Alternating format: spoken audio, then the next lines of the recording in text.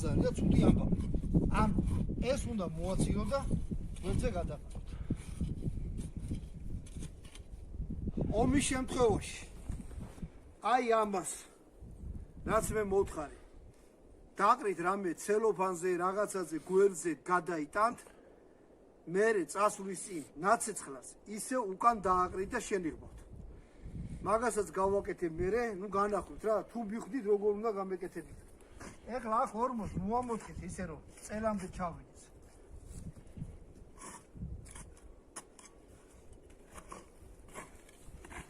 და ცეცხლიც არ უნდა იყოს იმხელა რომ აი იქამდე ადიოდეს.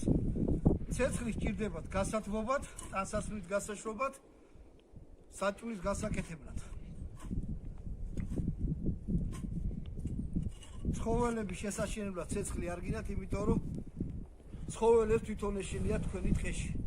ადამიანზე დიდი ცხოველი და საშიში. ტყეში არაფერი. ანუ პორტებს გავუკეთებთ ესე მიწით.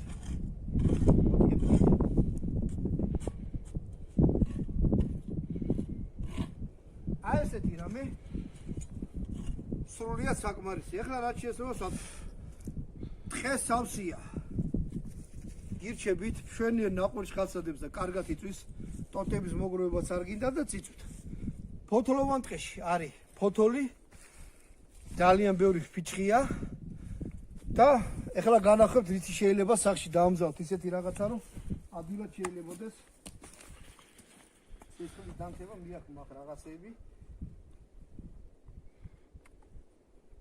მართალია იყიდება მონადირის 1000-ნაირი რაღაცა. არა მაეს ნუ მე გავაკეთე. განახებთ როგორი რაღაცა არის. ორი ბოთლი მაგ გადამული და შიგარი 100 ღერები. ეს გინ წყალში ჩავარდეს და გინდა დატოვოთ. არაფერი არ მოვა და აი ესეთი რაღაცაა კიდე. ესეც ეგრე მაქვს აკეთებული.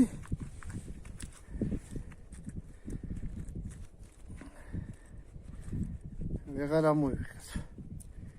აი ესეთი რაღაცა. საწრუპი ჩხირებში ჩატენილი არის 3-3 ასანთის ღერი და პლასმასის ზედა. ამას გაკრავთ 3 ცალი ერთად როა. კარგად ეკიდება ცეცხლი და ეს პლასმასი საშუალებას